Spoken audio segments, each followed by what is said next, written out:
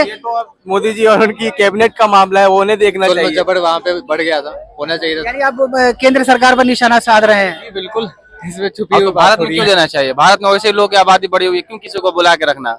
हम लोग खुद इतने भरे पड़े हुए हैं। रिश्ते थोड़ी मतलब हमारे भी कुछ खानदान के लोग पाकिस्तान चले गए होंगे।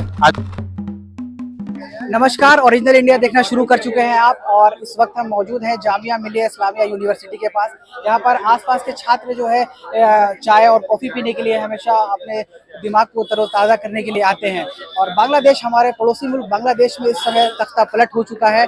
शेख हसीना की सरकार गिर चुकी है, लेकिन सबसे बड़ा सवाल भारत के सामने ये है कि क्या भारत को शेख हसीना को शरण देनी चाहिए या नहीं। यूएस और यूके ने शेख हसीना को शरण देने से मना कर दिया है। ऐसे में आइए जानते हैं कि जामिया के छात्रों का क्या कहना है। तो भाई जैसा काम करेंगे तो रिजल्ट तो ऐसा ही आएगा ना। क्या भारत को उन्हें शरण देनी चाहिए? फिलहाल वो भारत में है, आगे तो भाई वो किसी और कंट्री की है तो क्यों देना चाहिए उसको? यूके और यूएस ने मना कर दिया शरण देने हाँ से। तो भारत में क्यों देना चाहिए? भारत में वैसे लोग की आबादी बढ़ी हुई है, क्यों किसी को बुला के रखना? हम लोग खुद इतने भरे पड़े हुए हैं, किसी और को बुला क्यों रखना भाई? आपस में जगह नहीं मिल पा रहा तो हम लोग बांग्लादेश को क्यों बुलाए? समझ रहे हैं आप? क्यों बुलाया जाए भारत किसी के को? साथ उनके रिश्ते बहुत अच्छे रहे हैं। रिश्ते थोड़ी मतलब हमारे भी कुछ खानदान के लोग पाकिस्तान चले गए होंगे आजादी से पहले, उनको बुला के थोड़ी रखेंगे। न जगह नहीं है भारत में, वो रहे बांग्लादेश में। बांग्लादेश में शेख हसीना का तख्ता पलट हो चुका है, तो उसको आप कैसे देखते हैं? सही है, होना चाहिए था। जुल्म जबर वहाँ पे बढ़ गया था, होना चाहिए था। अभी वो भारत में है, और क्या भारत को उन्हें शरण देनी चाहिए?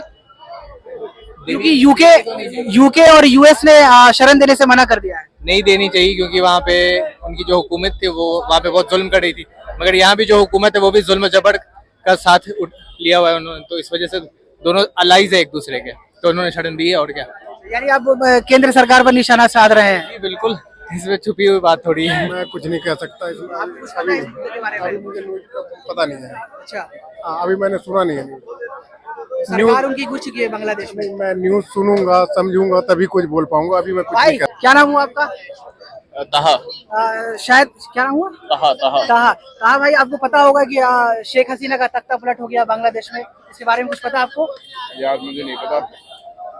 भाई आपका क्या नाम हुआ? मैं सुना तो है, बट मैंने न्यूज इतना डिटेल में नहीं पढ़ी, मुझे पढ़ना चाहिए वैसे। मैंने कल देखा था कि शेख हसीना जो है वहाँ से फ्ली करके इंडिया आ गई है। अब इसके बाद मैंने डिटेल में नहीं देखा। भारत का सबसे बड़ी चुनौती भारत के सामने ये है कि अभी शेख हसीना भारत में है।